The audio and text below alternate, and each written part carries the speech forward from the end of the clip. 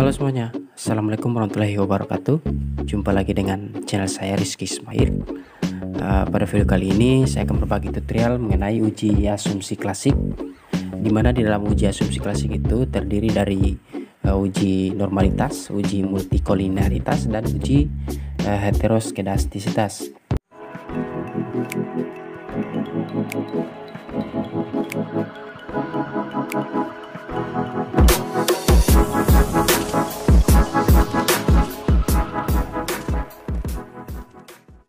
Oke, sebelum kita melakukan pengujian asumsi klasik, terlebih dahulu kita pahami apa itu uji asumsi klasik yang terdiri dari uji normalitas, multikolinearitas, dan heteroskedastisitas.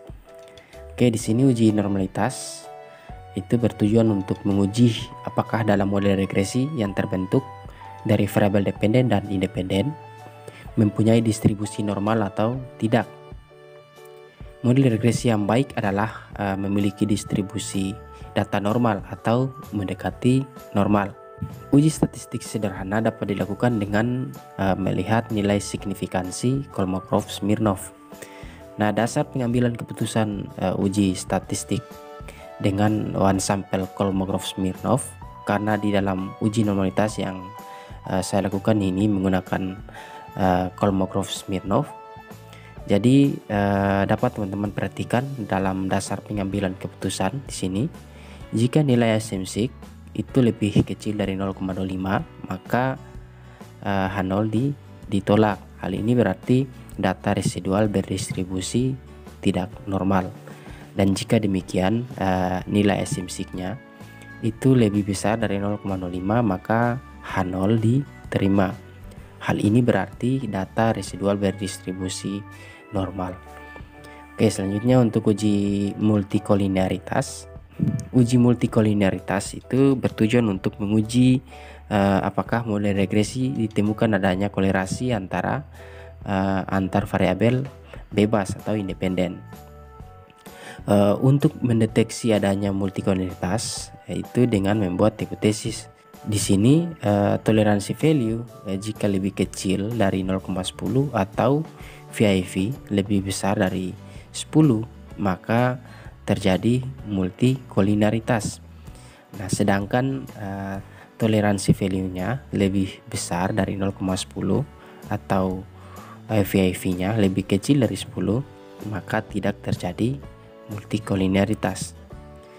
Nah, selanjutnya uji heteroskedastisitas, di mana uji heteroskedastisitas ini itu bertujuan untuk menguji apakah terdapat ketidaksamaan varians dari residual satu pengamatan ke pengamatan yang lain. Model regresi yang memenuhi persyaratan adalah homoskedastisitas atau tidak terjadi heteroskedastisitas. Jika probabilitas signifikansi dari masing-masing variabel independen itu lebih besar dari 0,05 maka dapat disimpulkan tidak terjadi heteroskedastisitas dalam model regresi. Dan sebaliknya, jika probabilitasnya itu lebih kecil dari 0,5 maka dapat disimpulkan terjadi heteroskedastisitas. Oke, setelah kita memahami apa itu uji asumsi klasik yang terdiri dari uji normalitas, multikolinearitas, dan heteroskedastisitas, selanjutnya kita lihat data tabulasi, yang dimana data tabulasi ini akan kita gunakan untuk mengolah data di SPSS. Di sini ada kompetensi X1, motivasi kerja X2, dan kinerja karyawan Y. Dan di sini ada 43 sampel yang digunakan. Selanjutnya saya blok saja teman-teman, seperti ini. Kita copy, kita buka SPSS-nya, kemudian kita klik pada data view seperti ini. Kemudian data yang kita copy tadi kita pastekan seperti ini, paste. Nah, selanjutnya kita klik variable view. Di sini ada kolom yang disediakan, kita cek kembali. Di sini kompetensi X1, motivasi kerja X2, dan kinerja karyawan Y. Oke, kita kembali ke SPSS. X1. Untuk labelnya kita ketik kompetensi.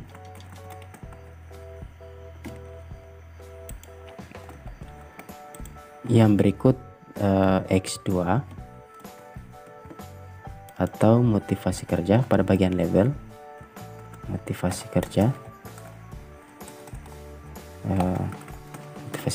seperti itu. Dan yang ketiga Y atau kinerja karyawan.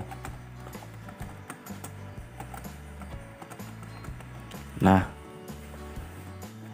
selanjutnya kita klik pada data view. Kita cek kembali apakah datanya sudah sudah lengkap. Oke, sudah lengkap. Selanjutnya kita klik analyze, kemudian regression. Selanjutnya kita klik linear. Nah, untuk data kompetensi X1 dan motivasi kerja X2 kita pindahkan ke kolom independen. Untuk kinerja karyawan Y kita pindahkan ke kolom dependen. Nah, selanjutnya kita klik statistik.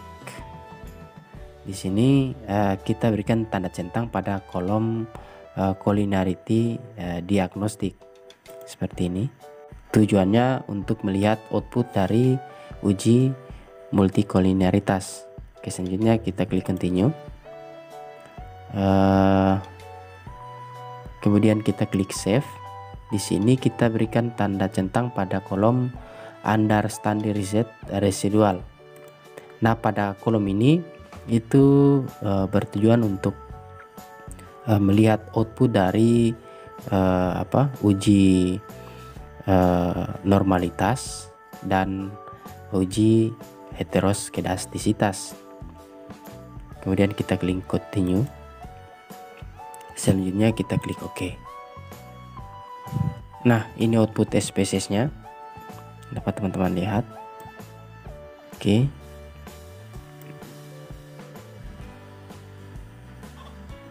Oke, seperti ini.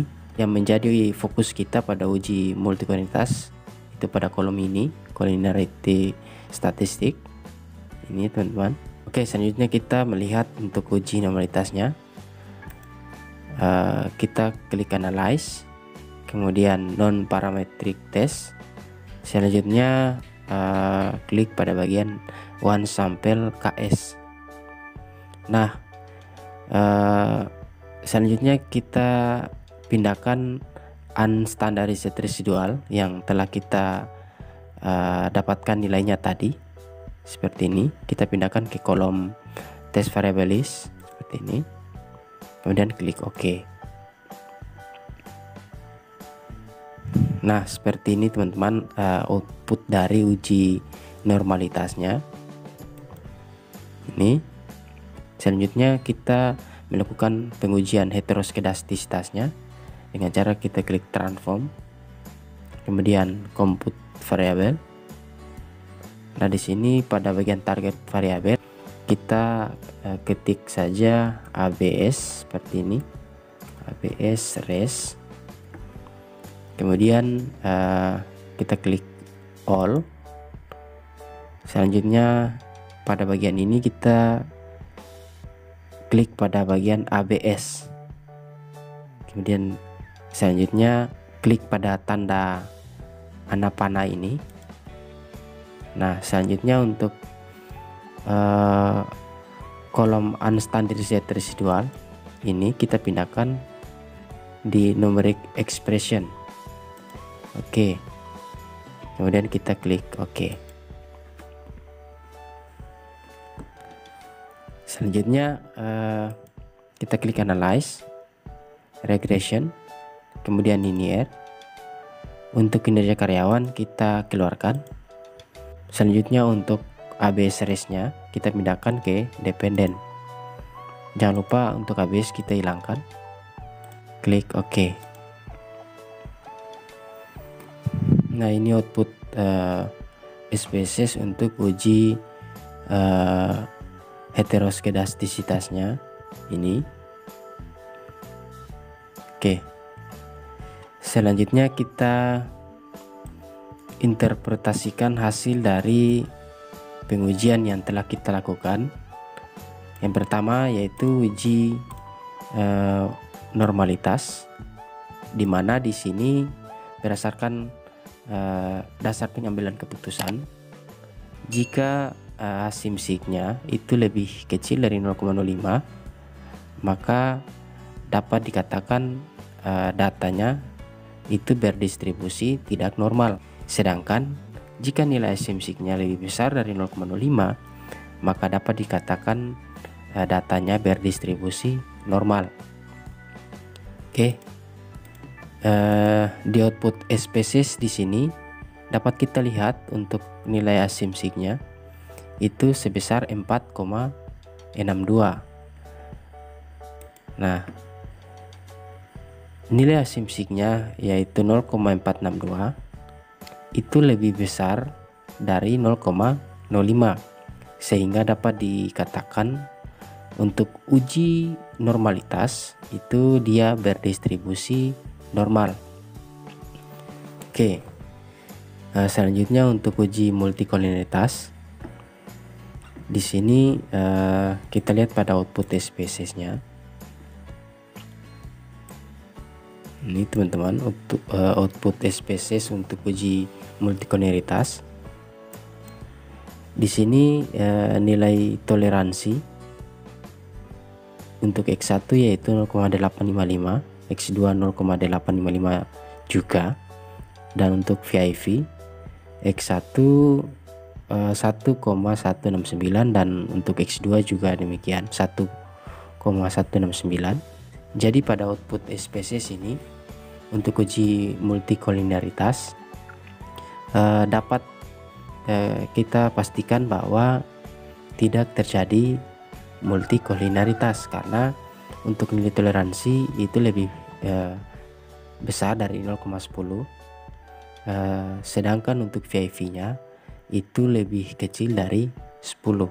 Untuk uji heteroskedastisitas, di sini dapat kita lihat nilai yang didapatkan untuk X1 0,208 itu lebih besar dari 0,5. Dan untuk motivasi kerja di sini 0,295 itu lebih besar dari 0,05, sehingga dapat dikatakan untuk kompetensi dan motivasi kerja ini itu tidak terjadi heteroskedastisitas. Jika kita berpatokan pada dasar pengambilan keputusan, di sini jika probabilitas signifikansi dari masing-masing variabel itu lebih besar dari 0,05, maka dapat disimpulkan tidak terjadi heteroskedastisitas. Oke, mungkin itu saja penjelasan singkat saya mengenai uji asumsi klasik yang terdiri dari uji normalitas, multikolinitas, dan heteroskedastisitas. Jangan lupa bantu channel ini dengan cara subscribe, like, dan share video ini. Semoga dapat juga bermanfaat bagi teman-teman yang lainnya. Dan jangan lupa juga aktifkan lonceng notifikasinya agar teman-teman terus mendapatkan informasi terbaru dari saya mengenai konten-konten berikutnya. Oke, mungkin itu saja. Wassalamualaikum warahmatullahi wabarakatuh.